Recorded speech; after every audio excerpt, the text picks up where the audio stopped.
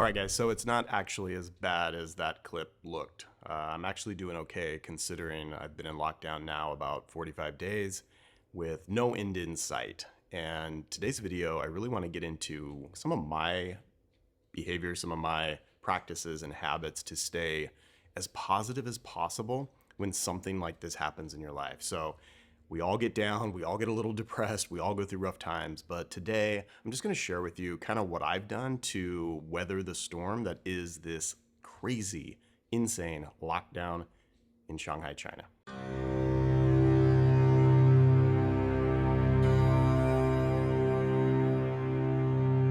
All right, first recommendation I'm going to share with you guys, something I do almost every day, is enter into some sort of flow state. And to do this, my chosen method is to work on some sort of a creative, personal passion project, okay? So, for me, that's writing, it's videography, it's making these videos, it's photography, and those three main activities are my creative outlet. And through that creativity, quite often I can enter into what's called a flow state. So most of you have probably heard about this before, but flow state was first investigated and really popularized by a scientist. I can never pronounce his name. It's Mihai Csikszentmihalyi, I think is how you say it. And he recently passed away, I believe. And anyways, he was the first one to really study why when we're doing these either physically demanding tasks or mentally and creatively demanding tasks, we seem to lose track of time. We get so engrossed and so engaged in that, whatever that activity might be. So for me, it would be, if I'm sitting and I'm writing and I'm really going deep into maybe a chapter or something, I would just completely lose track of time. And at the end, there's a sense of fulfillment. There's a sense of happiness. There's a sense of like doing your life's work, right? So the more time we spend in a flow state, the happier and more fulfilled we will be. So that helps alleviate, depression, or even just a sense of just maybe some mild melancholy. How I enter into flow state is by pursuing my creative passions every single day. And it doesn't have to be for that long. I think most people can enter into a flow state in around 20 to 30 minutes of intense, focus around whatever that task might be. So anyhow, that's my recommendation. Have a personal passion project that you're working on, creative or physical, and try to pursue it every single day and enter that flow state for as long as possible.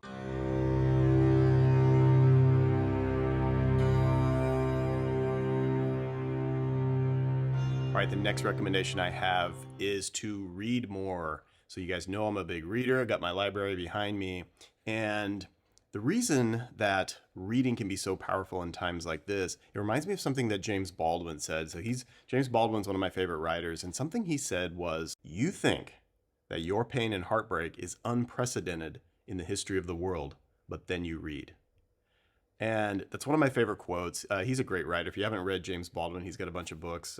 This is a good one that I just read last year. My dog is gagging down here. Hey, you okay? So the Baldwin quote reminds me of why I read, is that we think that we're going through these things alone. We think that, our tragedy or our discomfort or our frustration is the first time that anybody's ever felt it. Or, well, nobody's felt it like I've felt it, right? We all have this bias towards ourself. And then you start to read, and then you start to hear how other people throughout history have gone through not only much worse, but maybe something very similar. And it creates this sort of comfort and empathy that we are all in this together, that my pain is not special, and I too will be able to conquer this. I too will persevere. This too shall pass. And of course, in general, I'm just a huge fan of reading. I think it is an absolute superpower. And something that General Mattis has said, and I read this the other day, was that if you have not read hundreds of books, you are functionally illiterate. Now, that doesn't mean you can't read or you don't know how to read. But if you have not read hundreds of books, you are basically illiterate. And that's a pretty harsh statement. I know a lot of people don't enjoy reading, but I feel it's our responsibility as a mature adult to seek wisdom, to constantly be pushing our understanding of the world. And for me, when I'm feeling down or if I'm going through tough times like I'm going through right now in Shanghai, being on this stupid lockdown, I disappear into books. I am seeking wisdom. I am seeking knowledge. I was reading Marcus Aurelius the other day, and the reason why is because he dealt with something very similar. He was alive during the Antonine Plague. He lost some of his children possibly to that pandemic. How did the most powerful man in the world navigate a situation like that? He doesn't explicitly say, this is how I navigated the pandemic, but a lot of his writings in his diary talk about the struggles. And here's the most powerful, richest man in the world at that time, with the largest empire at that time. And he dealt with a lot of the same stuff that we go through every day. So I find comfort in the fact that other people, some of the greatest people who've ever lived, have gone through very similar things that maybe I'm dealing with now. That gives me comfort. So I recommend always to read more, but especially during tough times. Disappear into some books. You might just find a way through for yourself.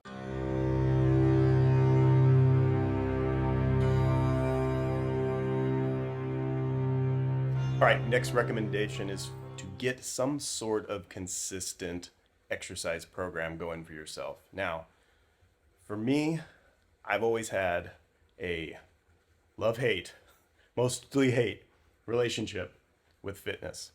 And I struggle daily. I struggle every day to stay on some sort of a consistent fitness routine. I have found the more I do this, the more I lift weights, the more I go for a walk outside, the better I feel in general. I'm able to weather the little frustrations, the bumps in the road that come during situations like this lockdown or any other, difficult time in my life. When I look back on the previous years or months, I can always tell when my workout routine is dialed in because I respond better to other types of challenges, be that at work, be that in my personal life, be that even just physically, meaning I'm not as sick. Like I don't get sick when I'm working out consistently. I'm tired, I'm sore, but for whatever reason, when I work out consistently, I seem to chase away all the little annoying colds or flus.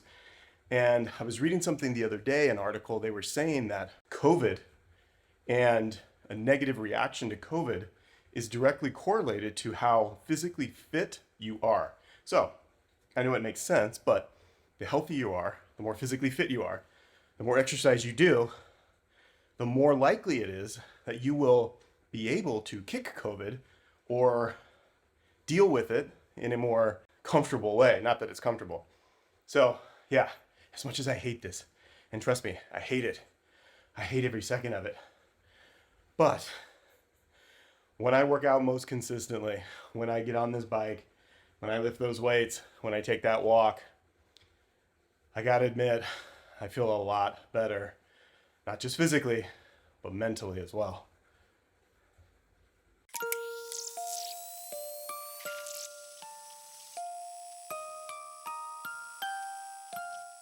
Welcome to my bedroom. It's not as sexy as it sounds. My next recommendation is you have to figure out how to master your sleep. So I go through many steps. I've been working on this for 3 years to dial in my sleep habits. And part of that is to wear these dorky glasses that make the entire world look red. So these are some blue light blocking glasses. They're all over Instagram. I'm sure you've seen them. If not, own a pair yourself. But what I do is I try to have these things on by about 6 p.m. every night, 6 to 7 p.m. every night when I'm reading my iPad or I'm watching something on the computer, and it cuts out that blue light so I sleep better. I go through a bunch of other routines. I'm going to show you some of those right now. This is way overkill, okay? What I do is way overkill. You don't need to do this to get a good night's sleep. So to ensure that I get good sleep, I cut out all caffeine past 11 a.m. So I am a coffee drinker. I don't drink soda, I don't drink Pepsi or Coke. I used to drink a lot of tea. I have it occasionally now, but I typically try to cut all caffeine out by 11 a.m. Every once in a while, I'll have like an afternoon coffee. I'm talking maybe 3 times a year now because caffeine affects my body so drastically. So if you're one of those people who has a coffee, after lunch or, before that last meeting of the day to get you through that last work meeting at 4 p.m., that's keeping you up at night. That's why you can't sleep. So I cut out all caffeine, so that's number one. I try to have a regular bedtime, so I typically get in bed between 9 and 10 p.m., depending on what's going on, but typically between 9 and 10. Now, that doesn't mean I always go to sleep between 9 and 10. A lot of times I read. I've always got stacks of books by my bed. This whole thing is basically books. And I might read. I might read for an hour. I might read for an hour and a half. So sometimes I actually fall asleep probably between 10 and 10:30, I would say most nights, but it is consistent. Other thing I do is I try to shoot for minimum 7 hours. I almost never miss this unless I have a really early work call, or if I decide to stay up because I'm either reading something or I'm working on something, or I just can't sleep. That's pretty rare. Almost every night I get between 7 and 8 hours of sleep. So if you are someone who thinks that the whole 4 to 5 hour grind, you're fine, I can do that. To be honest, I can do that for short periods of time, but I have found that I feel better. My mental health is better when I get 7 to 8 hours of sleep. So if you find yourself, a little depressed or sad or melancholy, like we've been talking about throughout this video, I would actually start with sleep.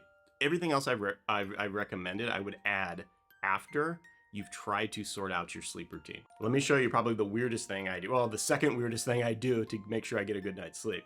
So this thing right here that you see hanging on my, precariously hanging here on my nightstand is a red light.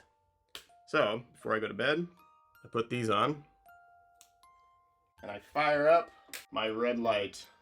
I try to position my face here, and then I blast myself with red light and infrared light. And I do this for about 10 minutes or so. I just, typically I'll just meditate. There's a lot of benefits supposedly to red light therapy. I won't go into it, into all of them because I'm not an expert on it, but what I have found is that when I use this machine consistently and I get that 10 to 15 minutes of red light on my face and head area, that I actually sleep better. And some of the science behind it is that it might have something to do with like melatonin release because, again, with the red light and those red light glasses that I was wearing, that red light spectrum mimics maybe campfires. So when we were hunter-gatherers living, on the plains of Africa or wherever, at night we would huddle around the fire. And that red light spectrum, so the theory goes, helps induce sleep. So either get some red lens, blue blocking glasses, turn on a red light around your house, like the Hue light bulbs. I got one going here, one over here. And get yourself a red light panel. This also has supposedly a lot of like beauty applications. So, it helps with your collagen production, wrinkles, stuff like that. To me, that's a side benefit. I use it primarily to kind of induce that melatonin sleep mechanism in our brain, I guess. And again, I'm not a scientist. I don't actually know what I'm talking about. I just know this works for me. After reading a few articles, I got curious. So I was like, okay, yeah, I'll buy one. They're not that expensive. So, okay, I'll buy one, see if it works. And I find that when I use it most often, the better my sleep. All right, now, probably the weirdest thing I do to go to sleep. Oh, I sleep with one of these too. Sleep mask, that's not that weird. Just to block out any ambient light. But probably the most crazy, the weirdest, the thing I get the most questions about is I tape my mouth shut every night, okay? And I do this to force myself to nose breathe only. And what I find is that I sleep way better when my mouth is taped shut. There's a ton of science behind this, guys. It's gone back centuries. There's a great book called Breath or Breathe. Hang on, let me go get it. Yeah, Breath, James Nestor. You guys can see that? Yeah, James Nestor. This is a really interesting book, and he goes into the science of breathing, and he calls it a lost art. So the new science of a lost art. Pretty cool subtitle. Anyhow, I read this book about 3 years ago, and ever since then, I've been taping my mouth shut with little things like this. So this is like, it's kind of like a bandage material, like ace bandage material. And this has a little slit here. I think that's more just psychological to make you think that, you're not gonna have your mouth taped shut and then suffocate in the middle of the night. Trust me, you're not gonna suffocate. I've been doing this for 3 years. And you just peel it off, and then you just kind of stick it here. If you have a beard, like I do, take some pressing. Oh, I got a little bubble there. Anyway, this is just for demonstration. You just kind of smooth it out like this. And what it does is it just puts gentle pressure on your lips like this, like a little pouting face.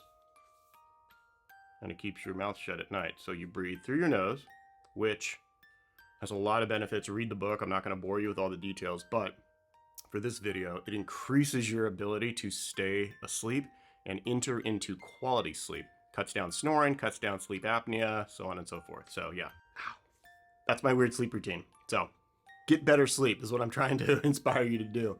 When you're going through tough times like this, you got stress in your life, you got a crazy lockdown like I'm going through, whatever you're dealing with, start with sleep. I've been doing it for 3 years. I've made sleep a priority for 3 years, and it has greatly impacted the quality of my life.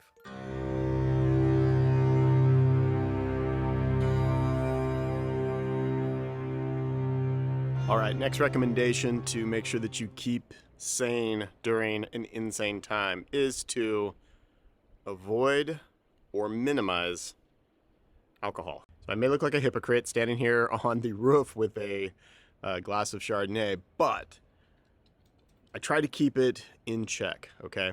And sure, it would be really easy during a time like this to just go overboard and just, pound bottle after bottle. There's a lot of statistics that have shown that alcoholism, drug abuse, suicide, stuff like that actually increased during the lockdowns in COVID-19 or during COVID-19 over the last 2 years. And I don't want to be one of those statistics. So last year I took 9 months off, no booze. 9 months off. It wasn't in lockdown. I was going to work. The last really year and a half, almost 2 years in China has been very somewhat normal compared to the rest of the world. Now we're paying for that here in Shanghai, lockdown for 45 days. And I tried to abstain as much as possible from booze. And the reason is because it's a depressant. You're already feeling a little down, you're already feeling a little frustrated, you've already got, some stuff that maybe is not going well in your life, and you're going to add fuel to that fire. So I have tried to minimize drinking. Did not drink for 9 months last year, took 9 months off, and really only had a few drinks in January, and then a few drinks, I think it was September or October, and then really nothing until Christmas. So I probably only drank, 3 or 4 occasions all of 2021. 2022 I've actually been pretty good too. So I've been keeping it to 1 or 2 kind of drinks on the roof most nights when I have alcohol. Right now we can't get a whole lot of it. I can't order a lot of it in. So when I see it or when I decide, okay, I'm gonna have a nightcap or I'm gonna relax, then sure, have a glass of wine. But not only does it depress you, this stuff's poison, guys. I mean, I love it. Trust me. I love wine. I love beer. I don't know if I'll ever quit forever. I go through these periods of kind of putting it aside and focusing on my health. So I'm not saying never, never, but it's not good for us. We know that, especially during these times where we're trapped away from our family. We're locked down in our apartment. It would be so easy just to crack open a bottle every single night and just drown our sorrows. So there's nothing wrong with a glass at night to kind of relax while you watch a movie, read a book, whatever you want to do, but do not use this as a crutch. I have fallen into that in the past where I have self-medicated many years ago, high stress time in my life, and I overindulged, and I used it as my pacifier, and that's not actually dealing with any of the problems. So anyhow, I'm not a therapist, I'm not a doctor, but go easy on the booze during times like this. You'll sleep better, you'll feel better, you won't be as depressed, and you'll be healthier.